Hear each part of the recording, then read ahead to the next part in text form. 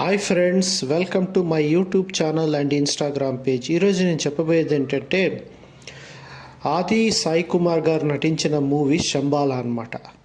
So ఈ Shambhala movie వచ్చేసి 1980లో జరిగే కథ అనమాట. ఒక ఊర్లో ఆ ఊరు పేరు వచ్చేసి శంబాల.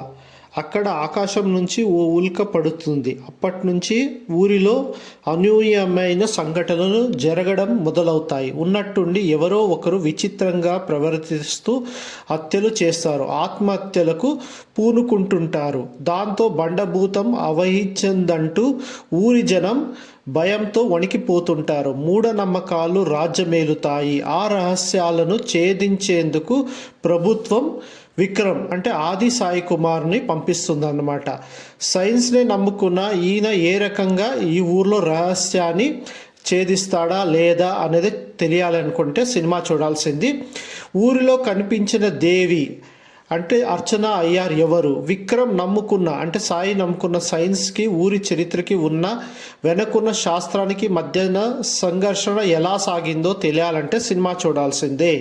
సినిమా అయితే చాలా సూపర్గా ఉంది, బాగా థ్రిల్లింగ్ అనిపిస్తుంది. ఇలాంటి మరెన్నో విషయాల కోసం నా యూట్యూబ్ ఛానల్ సబ్స్క్రైబ్ చేసుకోండి.